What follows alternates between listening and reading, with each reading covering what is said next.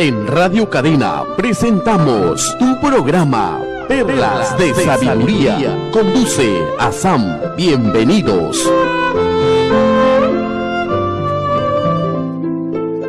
Soy de la comunidad Bahá'í de Ceneguía. Este programa es un regalo de la comunidad Bahá'í de Ceneguía con mucho cariño para darles a conocer cada vez un poquito más de este gran océano de conocimiento que ha traído Baha'u'lláh, el fundador de la fe Bahá'í para esta época.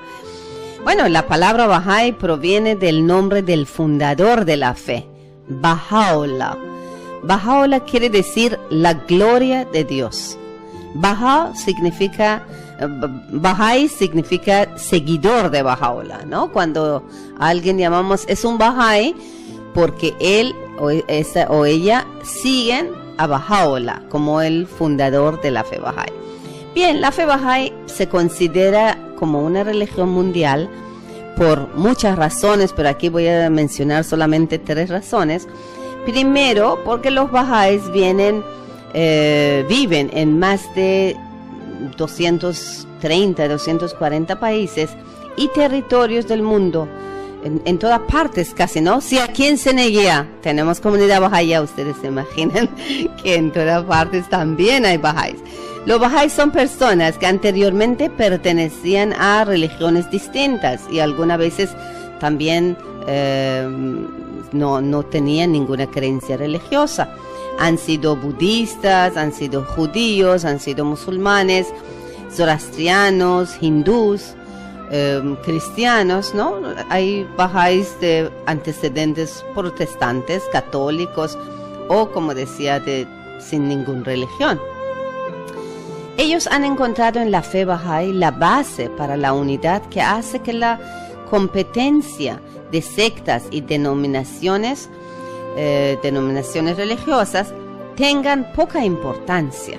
Realmente han encontrado ahí esa esencia que une a todas las religiones.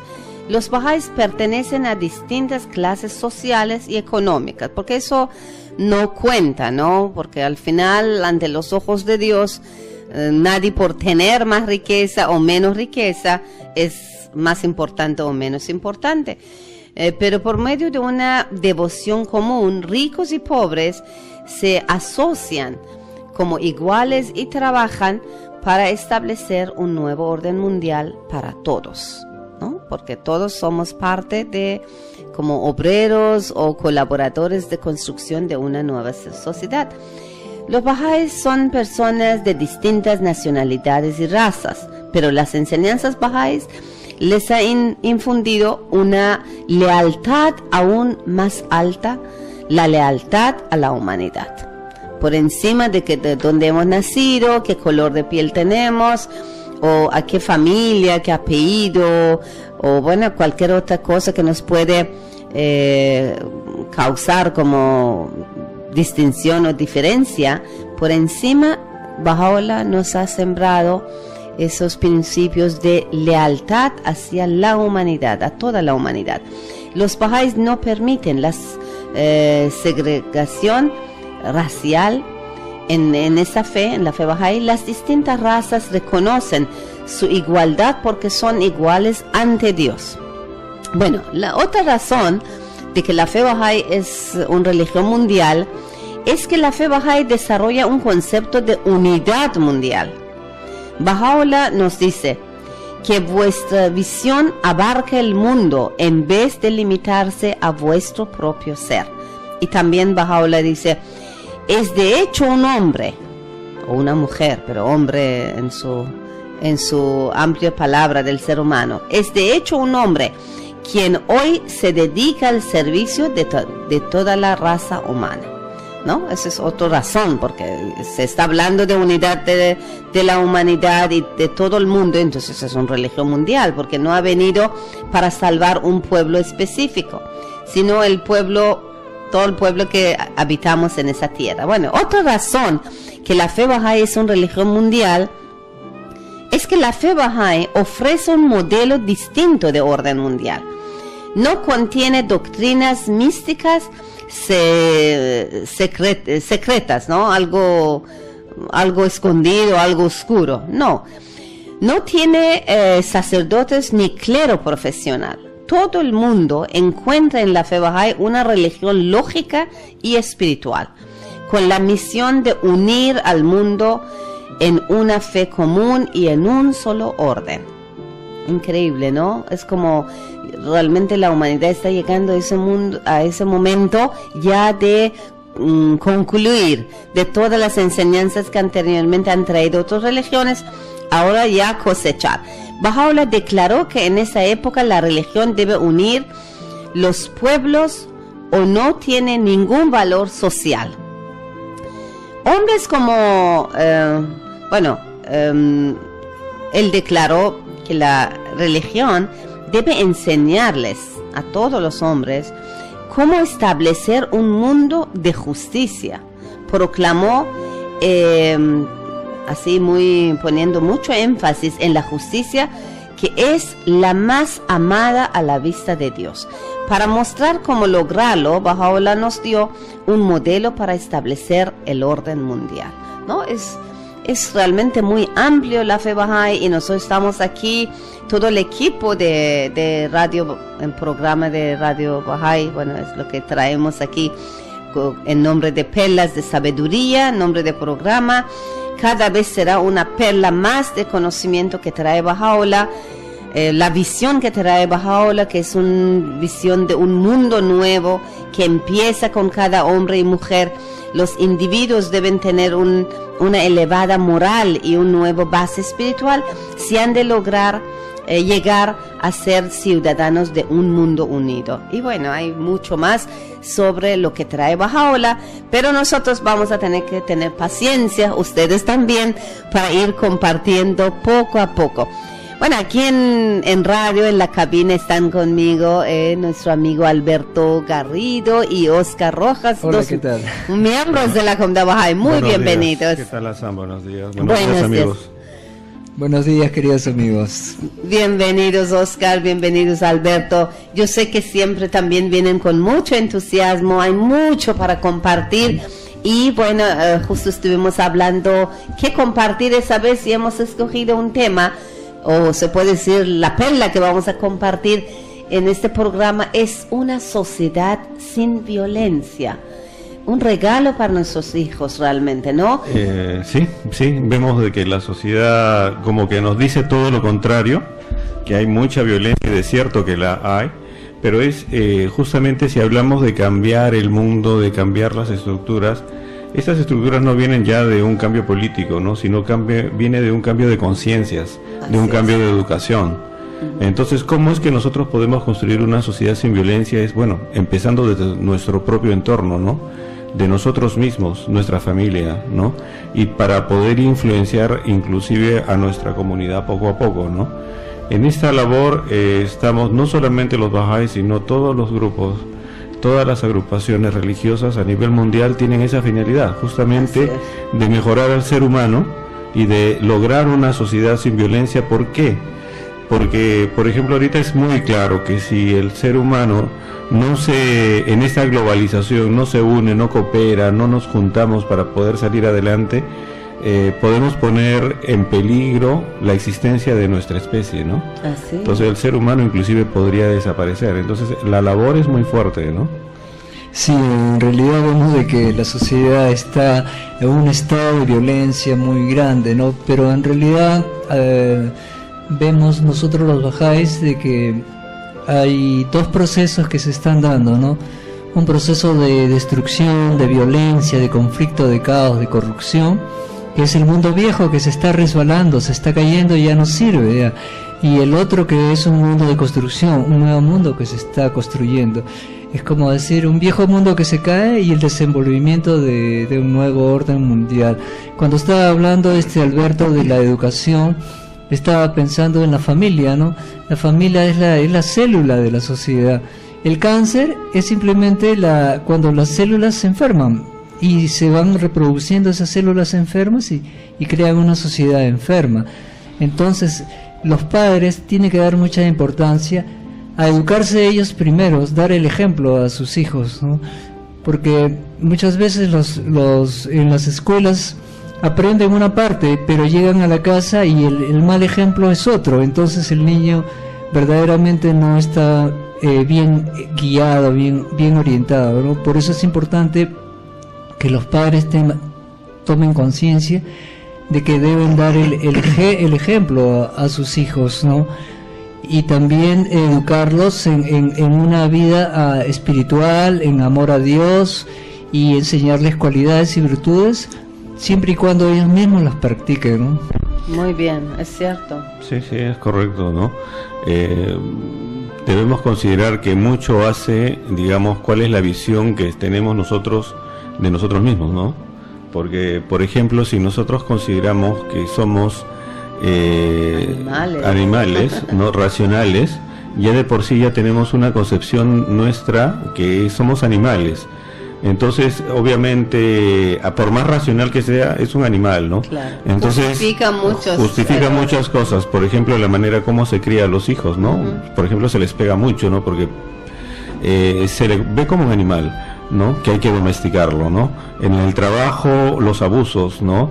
A nivel general de toda la sociedad, esa concepción es muy dañina, ¿no? Porque no ves a la otra persona como un ser humano que tiene capacidad de sufrir, de sentir, de salir adelante, sino simplemente lo ves como un animal, racional, pero animal. Claro, ¿no? Inteligente, pero siempre animal. Claro, es algo así como algo útil, ¿no? Para ser usado, Así. ¿no? Para ser usado, y cuando se necesite sacrificarlo, lo sacrificamos, ¿no? Entonces esa concepción nos lleva a una serie de actitudes que hacen daño no solamente a la persona, a la familia, sino también a toda la sociedad, ¿no? Yo realmente creo que esos nuevos, bueno, se puede decir que son filosofía divina que ha traído Baha'u'lláh, porque incluso la categorización en el mundo material, en la creación, Baha'u'lláh lo aclara, ¿no? Que tenemos el mundo mineral, el reino mineral, el reino vegetal, el reino animal y el reino humano. Nosotros lo tenemos los bahá'ís por lo menos muy claro, que no somos animales inteligentes, animales racionales, no lo somos. Tenemos la parte animal, la parte material, se puede decir, o anémica, o parte ¿no? En características compartidas con animales, ¿no? Tenemos, ¿no?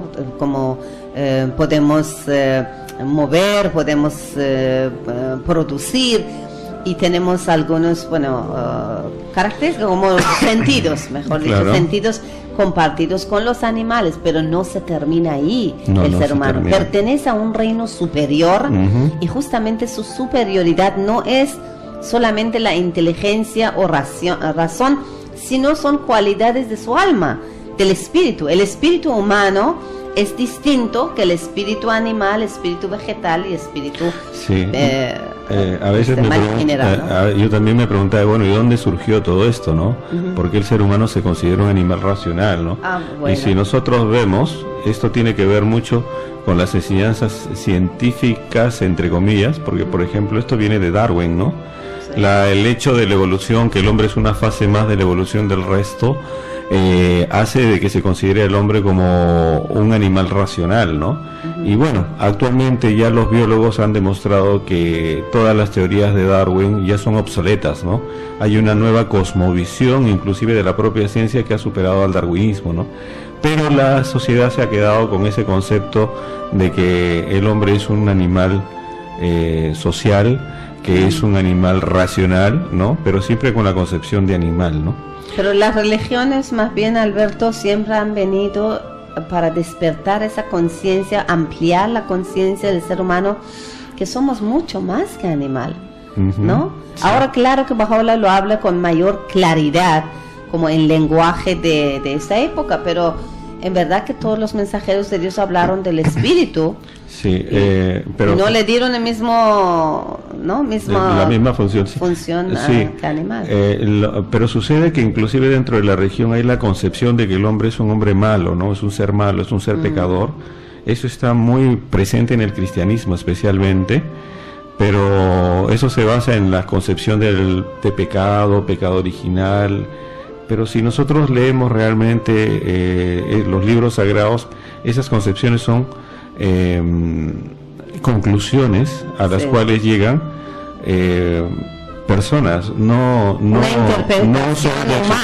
son de Jesús. Jesús no enseñó eso, Moisés tampoco enseñó, ni tampoco los profetas del Antiguo Testamento enseñaron de que el hombre es un pecador, ni nada por el estilo. No, más bien dijo que Dios nos ha creado en su imagen y semejanza, en su imagen y semejanza no de Dios. Quiere decir que somos reflejo de sus cualidades y atributos divinos y no podemos ser pecador. Sí, Bahá'u'lláh dice, ¿no? Oh hijo del hombre, te he creado noble, ¿por qué te degradas? De la esencia del conocimiento te di vida.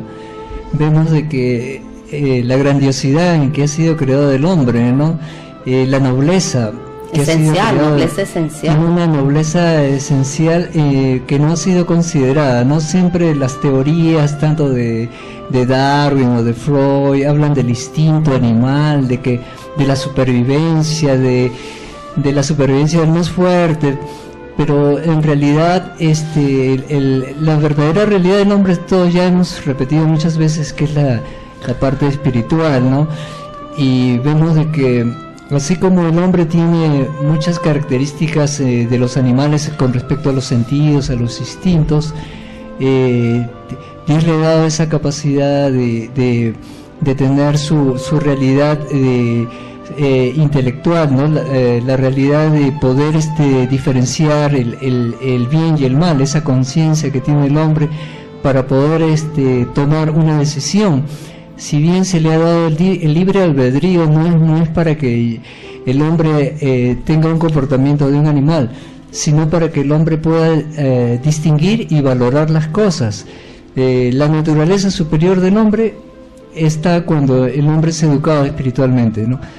Esa es su verdadera naturaleza superior, su desarrollo espiritual, y esa es la parte que en este momento está en desequilibrio, ¿no? No es el conocimiento científico, el conocimiento humano que se le va llenando como si fuera un depósito en la cual almacenamos cosas, como si fuera una base de datos. Pero la parte humana, la parte que te determina tus actitudes de la vida, tu comportamiento en la vida, está verdaderamente en tu educación espiritual. Sí, es correcto. Entonces es importante, y eso es justamente lo que falta en la sociedad, ¿no? De que se tenga una visión positiva del mismo ser humano, ¿no? No como un animal, no como algo malo, sucio, pecador, no como algo, digamos, que es de bajo calibre, ¿no? Sino justamente hay que cambiar, hay que revalorar al ser humano. El ser humano, como dice en Génesis, fue creado a imagen y semejanza de Dios, y Dios no es pecador, no, Dios no es Dios es un ser tan distinto a nosotros mismos que todo lo que imaginemos es vano porque no logramos comprenderlo realmente, porque él es algo muy muy grande. Su esencia es incognoscible. Es cognoscible justamente porque no podemos nosotros llegar a todo eso, pero sabemos que está, sabemos que existe, y sabemos también de que él no ha creado algo imperfecto, ¿no? Entonces esa es una parte, ¿no? El cómo nos vemos nosotros. La otra parte es, y nosotros cómo vemos lo que existe, ¿no? La creación, ¿cómo la vemos? Por ejemplo, hay una concepción que se enseña, y es esta, ¿no? Que dicen, bueno, por ejemplo, dice se dice, por ejemplo, hay animales, ¿no? Animales buenos y animales malos. Por ejemplo, un alacrán es malo, un león es malo, una vaca es buena, ¿no? Pero lo que pasa es que en realidad lo estamos viendo de acuerdo a en función de nuestro beneficio. De lo que nos beneficia nos sirve, ¿no? Una vaca es buena porque no la comemos, claro, ¿no? Y un alacrán es malo porque nos pica y nos hace daño, claro. Pero el veneno de un alacrán no es malo para el alacrán, porque poniéndonos en el lugar del alacrán, lo protege, ¿no? Entonces, en realidad en la naturaleza no hay una concepción de que algo es bueno o algo es malo, ¿no? Porque Dios todo lo que ha creado es bueno. Claro. Y en cada cosa creada, dice Bahá'u'lláh, que él ha dejado uno de sus signos, pero en el ser humano ha dejado todos sus signos. Quiere decir que potencialmente los seres humanos tenemos esa capacidad de poder reflejar todas las cualidades de Dios. Es una maravilla, ¿no?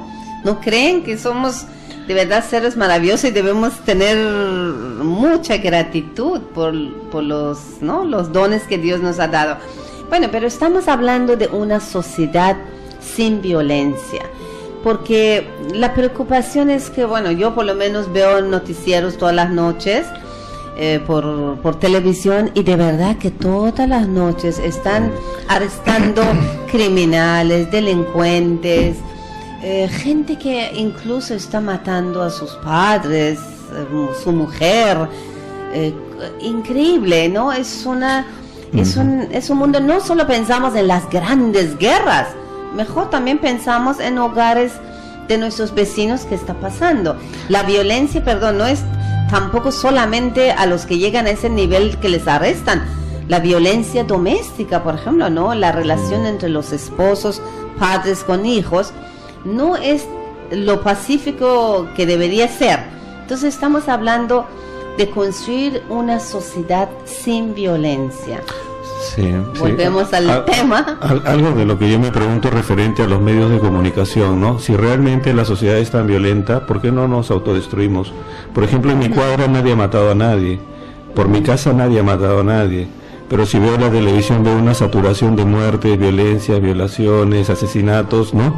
Entonces también los medios de comunicación, me parece que al concentrar tanto ese tipo de noticias, porque solamente pasan eso y no pasan lo bueno, ¿no? Sí. Entonces nos dan una imagen también de que, bueno, como todo es violento, yo también voy a ser violento, pues, ¿no? Sí, exageran, de hecho que exageran, y también como la publicidad extorsiona, ¿no? También eso existe, pero también uno ve por qué no podemos dormir en nuestra casa con puertas y ventanas abiertas. ¿Por qué tenemos que poner fierros, ¿no?, y alarmas y todo? ¿Por qué no podemos dejar nuestro carro en la calle, ir a dormir? O dejo mi bolso aquí en una mesa y me voy afuera y regreso. ¿Por qué? ¿No? Sería realmente más normal. Lo normal sería que nosotros podemos confiar a la gente, que tengamos una sociedad que nadie se atreva a dañar por lo mínimo que sea a otra persona. Pero no es así nuestra sociedad. Puede ser, como dices, Alberto, de verdad que tampoco, si no conozco por mis vecinos que alguien mató a otra persona, pero sí yo sé que no puedo dejar mi puerta abierta y salir, o puedo ir a un viaje y así nomás dejar la casa. También es parte de la violencia social. Sí, con respecto a la violencia que estabas hablando de que se da en las familias también, vemos que en un hogar, ¿no?, donde el esposo y la esposa están peleando continuamente, a veces se debe al factor del machismo, ¿no? Baha'u'lláh trae un principio, ¿no?, que dice igualdad de derechos entre el hombre y la mujer. Pero ¿qué pasa cuando el hombre no se educa bajo este principio? No conoce verdaderamente lo que significa el respeto mutuo que se deben tener. Muchas veces el hombre considera de que él es el jefe de la casa y él hace y deshace lo que quiere, y no se le debe criticar ningún acto. Muchas veces el hombre llega borracho o es infiel, y pareciera como que el hombre tiene el derecho de hacer lo que quiera y no respeta a su mujer, ¿no? Baha'u'lláh dice que debe haber una igualdad de derechos entre el hombre y la mujer, y eso requiere, bueno, un cambio de la educación antigua por una nueva educación, ¿no?, que verdaderamente cambie los modelos mentales antiguos que todavía continúan hasta en los colegios, ¿no? La enseñanza de la ciencia y la enseñanza del origen del hombre todavía sigue de una manera que no se adapta y no encaja con la realidad y la ciencia de este tiempo tampoco. Es una de las herramientas de también crear una sociedad pacífica, una sociedad sin violencia, justamente lo que mencionaste, sí, Oscar. No, igualdad de derechos y oportunidades para hombre y la mujer es una gran herramienta, tienes toda la razón. Y es algo que en la educación todavía no se ha terminado de incluir, ¿no? Y la concepción misma de la educación, por ejemplo, si vemos la historia del mundo, no está contada a partir de hechos de éxitos de la humanidad, sino está contada a partir de guerras, ¿no? Entonces como que cada hito en la humanidad es una guerra, entonces también eso da una imagen como que la humanidad siempre ha estado en guerras, ¿no? Pero sin embargo, esto lo dicen los mismos historiadores, la mayor cantidad del tiempo la humanidad no ha estado peleando, ¿no? Pero sin embargo la historia se cuenta así. Entonces eso nos da a nosotros, como estamos viendo, nos va dando una imagen que no es una imagen correcta de lo que realmente está pasando en el mundo. Nos da una imagen como que la violencia es una parte con la que vamos a tener que coexistir, bueno, de eso estamos de acuerdo, pero que podemos hacer algo contra ello, sí lo podemos hacer, ¿no? A través de la educación, a través de cambiar modelos mentales, cambiar programas educativos, ¿no? De tal manera de que la nueva generación cambie esa manera de pensar, ¿no? Porque, por ejemplo, una generación que venimos nosotros, digamos, de esa época que es muy machista, hay que cambiarla por otra generación. Pero también existe el caso de que los dos, hay que comprender bien lo que es la igualdad del hombre y la mujer, ¿no? Si el hombre hace una serie de cosas fuera, dañando a la mujer, entonces la igualdad no significa que la mujer haga lo mismo. No, por supuesto. ¿No? Gracias, Alberto. Bueno, aquí en radio entramos en un espacio de publicidad, pero amigos, ya volvemos con más sobre cómo construir una sociedad sin violencia. Ya volvemos. Muy bien, amigos, estamos aquí en su programa favorito, Perlas de Sabiduría, porque realmente uno puede escuchar música, uno puede divertirse, uno puede pasar, ¿no?, momentos de diversión, de tranquilidad, pero también como seres humanos que somos necesitamos aprender y meditar y reflexionar sobre nuestro propósito de la vida, sobre nuestra existencia. Y ese programa es un aporte, estamos con mucho cariño, mucho amor aquí para compartir cada vez por temas que les pueda ayudar a reflexionar. En esta oportunidad estamos compartiendo cómo podemos tener una sociedad, cómo podemos construir, mejor dicho, una sociedad sin violencia. Y eso sería la mejor herencia, lo mejor regalo que podemos dejar para las generaciones que vienen. Aquí decía mi amigo Alberto que durante muchas épocas la humanidad ha vivido sin violencia, bueno, sin guerras, mejor dicho, sin grandes guerras, pero la historia de la humanidad se ha escrito en base de guerras, es cierto, pero aún así en los hogares, por ejemplo, sí ha habido violencia porque hemos vivido en un mundo machista y de dominación de poder, y que los hombres pues eran quienes controlaban, ¿no? Bueno, estamos hablando de todo tipo de violencia. Y ahora vamos a ver tú tenías algo importante ahí, mejor no te interrumpo. No, tomando lo que estás diciendo, justamente, digamos, antes se vivía dentro de esa estructura machista, pero era la estructura, digamos, para esa época, ¿no? Porque si vemos el nivel de educación de la mujer especialmente era un nivel que las familias no se preocupaban, ¿no? Entonces la gente más instruida y más capacitada dentro de la familia era el hombre, y bueno, por eso era el que guiaba todo, ¿no? Claro, pero no se aplica ya a esta época, ¿no? La mujer estudia tan igual que el hombre, tienen acceso a la misma información, y es más, en muchas cosas las mujeres superan al hombre por su inteligencia, su habilidad, ¿no? Por su dedicación.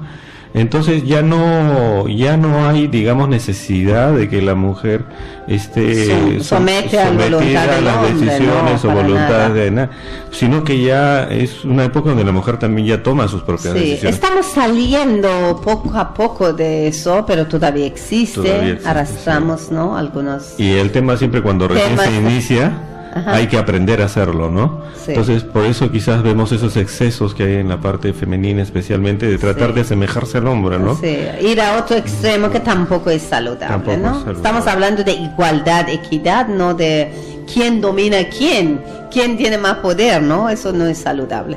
Y hablando de la violencia, podríamos hablar todo lo contrario, ¿no? Que sería la capacidad de amar, ¿no? ¿qué nos enseñan las enseñanzas bahá'ís, ¿no? Dicen de que la capacidad de amar, como cualquier otra realidad dentro del hombre, es una capacidad en potencia destinada a ser desarrollada. Este crecimiento consiste en un cambio gradual en el objeto del amor. A partir del amor, por el yo innato al amor, por las realidades más grandes y universales, hasta llegar a centrarse en el yo de Dios, el Verbo. El hombre está dotado de la dinámica, los atributos y las capacidades que le ayudan a desarrollar su propia capacidad de amar. La dinámica de la alegría y del dolor, el atributo de la pureza, la capacidad de conocer la realidad y mediante ella escoger de algún modo el objeto de su amor. Pero ninguno de esos dones serán suficientes para proteger al alma de la destrucción resultante de un amor cuyo objeto sea indigno. Se requiere la asistencia divina.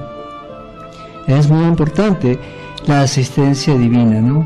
Por eso debemos enseñar la ciencia del amor de Dios, escribe Bahá'u'lláh, ¿no?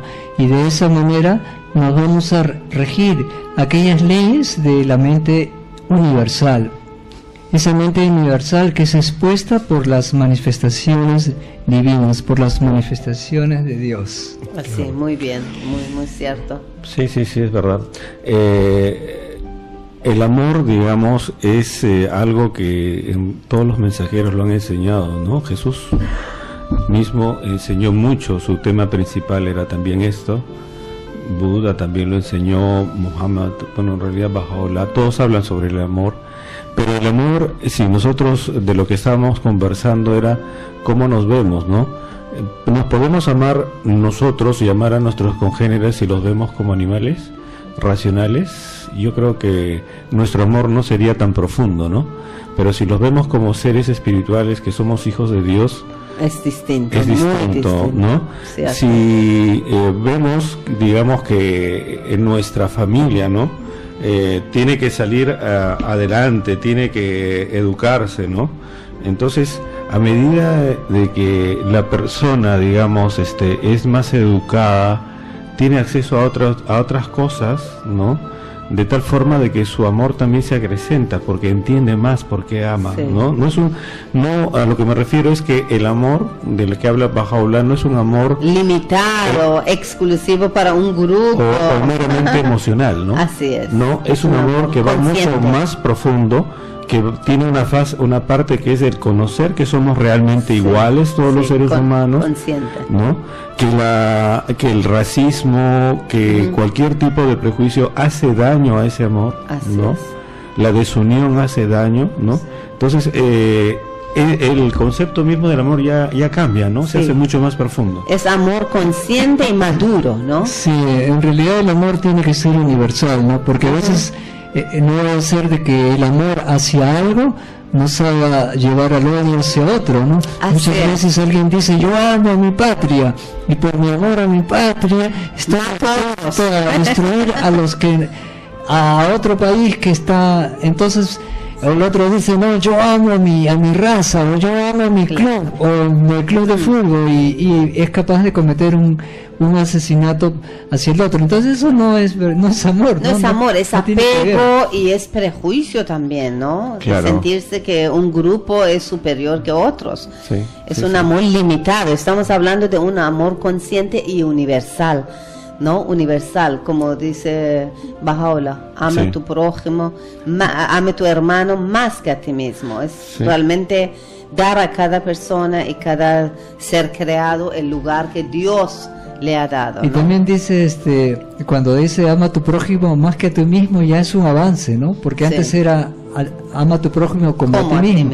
Pero también dice ama a tu enemigo más que tu amigo. Así es. Es un desafío muy grande para este tiempo, ¿no? Cierto. Que nos trae las enseñanzas. Yo recuerdo de Bahá'u'lláh también que dice que nadie se precie de amar a su patria, más bien que se aprecie de amar a la humanidad, a toda la humanidad, toda ¿no? la humanidad. Entonces ahí están se ha ampliado niveles del el amor, concepto que es del amor. mucho más amplio, y eso justamente este concepto hace de que este concepto del amor hace también que nuestro propósito de la vida cambie, ¿no? Así. Porque si yo enfoco mi vida a partir del amor, entonces, ¿cuál va a ser mi propósito?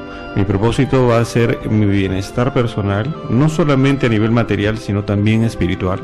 Lo material no es malo, ¿no? Si está obtenido está bien. correctamente, moralmente, ¿no?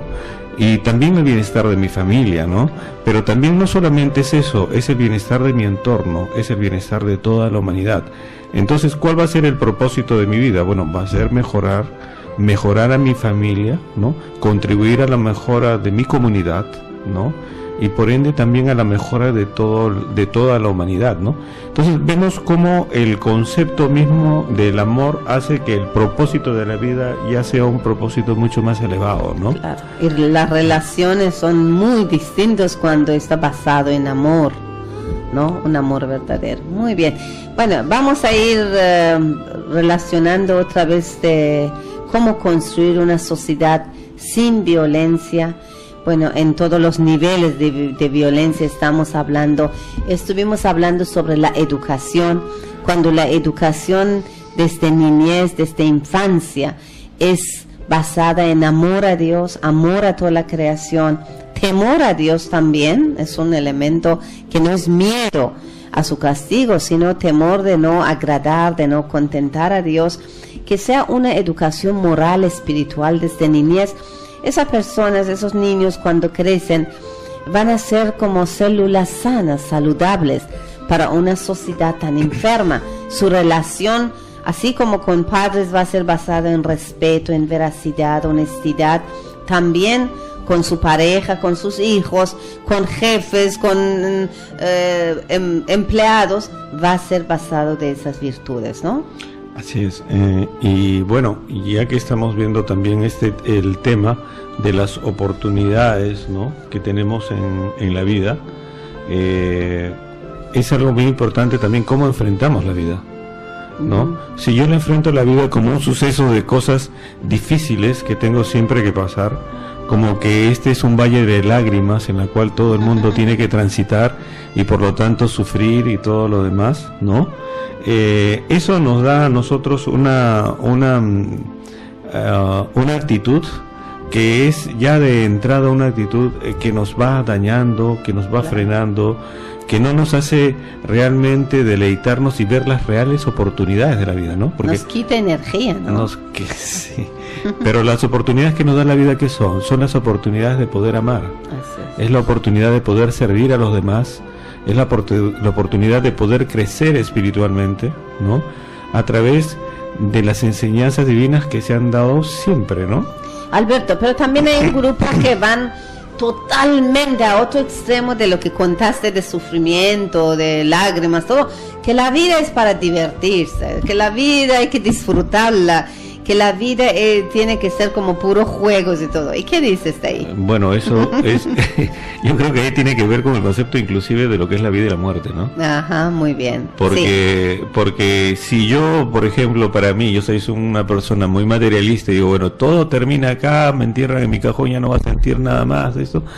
Hago lo que me da la gana. Hago lo que quiero, o como alguna vez vi en una película donde dijo, a este cuerpo yo le saco el jugo, de eso, ¿no?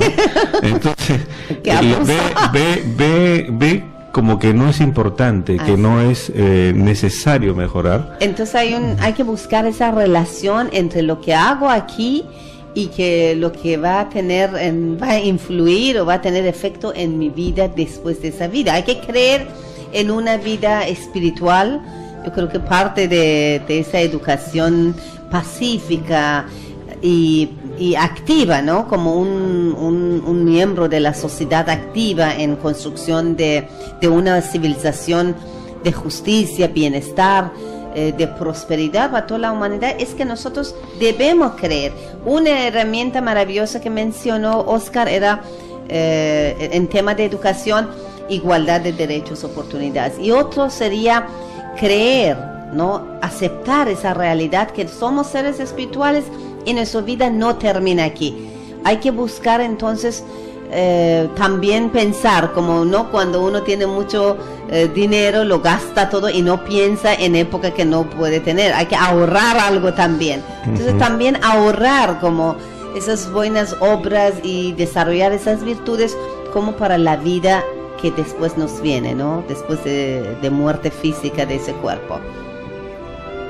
Algo que estaba recordando leyendo los periódicos, vemos como el fanatismo, ¿no? En muchas partes de África especialmente y en otras zonas del Oriente está creando una violencia que la gente está dispuesta a ponerse, ser un autobomba, ¿no? Y destruir a otros seres humanos simplemente porque su creencia religiosa es diferente a otra creencia religiosa, ¿no? Y inclusive en una misma religión, cuando se han dividido, hemos visto cómo se han estado matando y destruyendo, ¿no? Inclusive poniendo bombas hasta en los templos donde estaban orando. Entonces eso es un fanatismo tremendo, ¿no?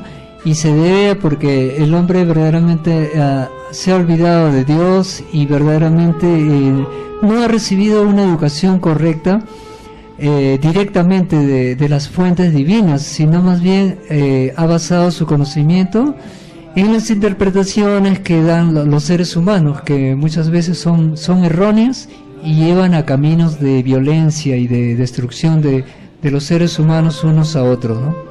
Sí, sí. Lo que pasa es que también la religión como que es muy fácil mezclarla con el tema político, ¿no? Porque no, si fueran realmente religiosos no harían eso. Y eso también se ha dado acá también en América, ¿no? O sea, no es hoy en Europa, ¿no?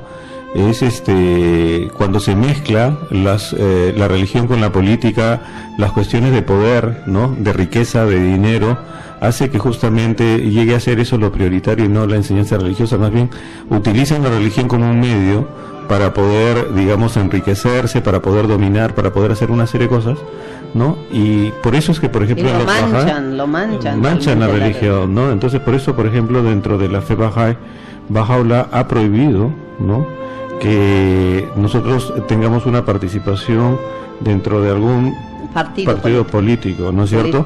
O sea, política partidaria no entramos, sí. ¿No? Pero él es porque él ha traído un nuevo orden mundial, ya es todo un mundo nuevo, ¿no?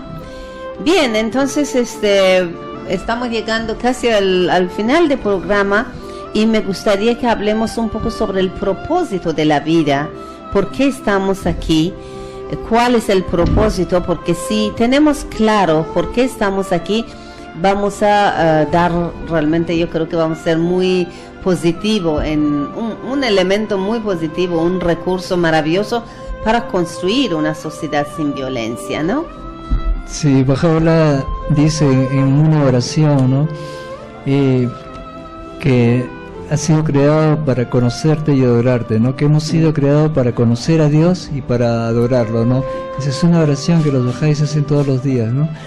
Y ahí podemos darnos cuenta de que si la razón de nuestra creación es conocer y adorar a Dios, debemos reflejarlo en esta humanidad a través de que todo el conocimiento espiritual lo volquemos a la acción. Conocimiento transformado a la acción, desarrollar nuestras actitudes de servicio a la humanidad y dedicarnos a la educación, especialmente la educación espiritual, que es la que más necesita, ¿no? Si queremos verdaderamente hacer una sociedad de oro, tenemos que hacerlo con individuos de oro, ¿no? Así es. Y para eso hay que remover y transformar las estructuras viejas por unas nuevas estructuras para crear un nuevo orden mundial, un nuevo mundo, ¿no? Sí, bueno, estamos viendo, ¿no?, de que ya van surgiendo poco a poco en la humanidad, están surgiendo nuevas formas de organizativas, nuevas estructuras, y algunas otras estructuras están quedando ya obsoletas, ¿no? Por ejemplo, veamos que actualmente antes se hablaba de ministerios de guerra en todos los países, ¿no? Ahora se habla de ministerios de defensas, ¿no? Aunque en la práctica llega a ser algo similar, la óptica ya es diferente, ¿no? Las organizaciones mundiales, tenemos la Organización Mundial de la Salud, la del Trabajo, tenemos organizaciones que van teniendo cada vez más fuerza, ¿no?, que pertenece es digamos el inicio de un nuevo ordenamiento, ¿no? Y aquellas organizaciones que eran de carácter nacional o local, poco a poco como que se van estructurando y uniendo hacia las superiores, ¿no? Que son de nivel mundial, para poder unirnos, ¿no? Porque esa es la tendencia actual, debido a que ya nadie puede vivir tratando de ser todo. Entonces, ahí por ejemplo estamos viendo un ejemplo de que como poco a poco una estructura antigua, un orden antiguo se va desactivando y poco a poco se está activando una nueva organización. Y esto, a medida que nosotros nos vayamos como país, como sociedad, nos vayamos integrando al mundo, esto se va a sentir cada vez más fuerte, ¿no? Entonces, cuando dice Baha'u'lláh que un nuevo orden se está desarrollando y uno antiguo se está enrollando, justamente los bahá'ís lo interpretamos de esa manera, pero eso no solamente es en el campo material, también es en el campo espiritual, porque en el campo espiritual también los viejos conceptos o las interpretaciones dadas por las personas, no las enseñanzas de los mensajeros, sino las interpretaciones de las personas, también cada vez se van viendo cómo van quedando caducas y otras nuevas organizaciones se van dando, ¿no? Por ejemplo, Dios renueva su mensaje. Claro, lo ha renovado de tal manera de permitirnos vivir en la época actual, ¿no?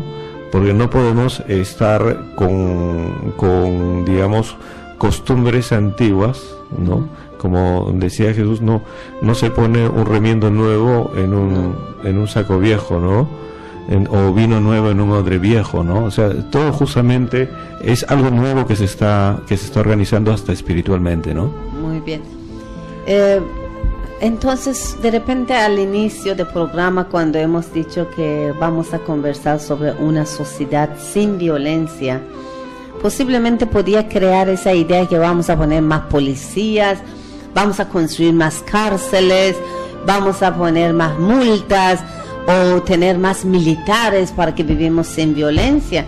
Y vemos que en verdad lo que estamos hablando aquí no es sobre crear más medidas de seguridad por medios así materiales, sino estamos hablando de dar una educación integral, una educación completa, se puede decir, que también abarca a la dimensión espiritual del ser humano, que toca el alma, la conciencia del ser humano, y que nosotros tengamos la claridad por qué estamos aquí, cuál es el propósito de nuestra vida, que como dicen los escritos bahá'ís, hay dos propósitos esenciales en la vida de cada persona. Baha'u'lláh dice, nos ha creado a cada uno.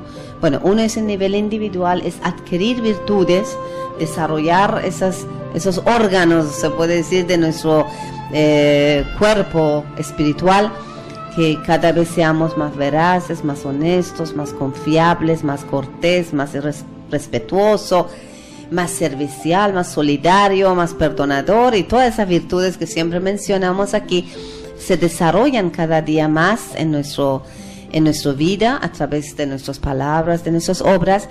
Y también tenemos otro propósito o una responsabilidad también en nivel social, que dice Baha'u'lláh que nos ha creado, dice, ha creado a cada hombre para llevar adelante una civilización en continuo progreso. Entonces tenemos ese doble o ese deber gemelo cada ser humano, de desarrollar virtudes en nivel personal y contribuir al mejoramiento de la civilización en nivel social. Y cuando tenemos esa educación, y que esa educación también dentro de esa educación tengamos ese concepto o esa claridad sobre la vida después de esta vida, lo relacionamos, lo que hacemos aquí en esta vida va a tener mis obras, lo que hago bien o mal, puede influir en mi vida espiritual después que dejo mi cuerpo aquí, porque la muerte le llamamos a eso, ¿no? La separación del alma con el cuerpo, y el cuerpo regresa al polvo y el alma sigue. Entonces que esta regresa a los mundos espirituales acercándose a Dios. Entonces sí influye. Entonces no puedo aquí dedicarme solamente a divertir, a pasar bien, ganar y gastar, ¿no? Satisfaciendo los caprichos materiales, sino también que debo pensar que la vida eterna me espera y tengo que estar preocupado. Bueno, entonces la construcción de una sociedad sin violencia tiene una relación directa con la educación y los conceptos espirituales, ¿no? ¿Estoy bien? ¿Esa conclusión? ¿Están de acuerdo? Por supuesto, estamos completamente de acuerdo, ¿no? Es importante un cambio de una sociedad para un cambio de todos los individuos, ¿no? Es una relación, hay una relación entre, en ese nuevo orden mundial, ¿no? De la relación micro, que somos los individuos del cambio, a la relación macro del efecto en la sociedad. Solamente invoco a todos los padres que tengan mucho interés en la educación de los niños y de los prejóvenes, que son los los más afectados, ¿no? Y invito a todos los amigos de Cieneguía y también de La Molina que asistan a esas clases de niños y de prejóvenes que se dan en Musa y en muchas partes de Cieneguía también. Y ya ustedes pueden comunicarse con los bajáis. ¿Qué número, Hassan, o dónde, o qué email? Sí, siempre, gracias Oscar por la invitación. Siempre al final del programa damos los datos de cómo pueden comunicar con nosotros. Pueden visitar nuestro Facebook y escribirnos a través del Facebook de Comunidad Bahá'í de Cieneguía, o llamar a los teléfonos 479-8979 y 479-8468. Siempre estamos para servirlas con mucho amor, por supuesto. Sí, estaba recordando lo que dijo Abdul Bahá, ¿no? Que un poco como que las cosas se estaban haciendo al revés, ¿no? Que nos preocupamos mucho por crear cárceles, por aumentar todos los sistemas de seguridad, y si seguimos así simplemente nunca vamos a controlar lo que está pasando en el mundo. Y eso lo dijo, me parece, alrededor de 1910 y sigue siendo vigente. Sigue siendo muy vigente, ¿no? Más bien lo que hay que cambiar es la educación. Así es. Hay que cambiar la forma de cómo el ser humano se ve a sí mismo, cómo se ve hacia el futuro, cómo se ve espiritualmente. En realidad todo el cambio es educativo, y mientras no lo hagamos de esa manera, no se relance todo el sistema educativo, pero al menos los padres desde la casa ya podemos empezar en ello. En realidad no vamos a tener grandes logros, pero sí estamos seguros que con el trabajo educativo, a pesar de que es muy largo el trabajo, al final va a dar grandes frutos. Muchas gracias, es cierto. Así que, como han dicho mis amigos Oscar y Alberto, el trabajo de educación es un labor sagrado, es un labor maravilloso que nos cae sobre todos que vivimos, ¿no? Somos padres, somos tíos, somos maestros, somos miembros de la sociedad. De todas maneras, todos tenemos que asumir esa responsabilidad de educación, educar a nosotros, dar buenos ejemplos a los niños, jóvenes y bueno, en general. Muy bien, amigos, hasta aquí queda ese programa. Siempre los esperamos de que nos visitan en Facebook y también los jueves de 9 a 10 en Radio Cadena Cieneguía. Muchas gracias por estar con nosotros. Hasta luego. Hasta luego. Hasta luego, amigos.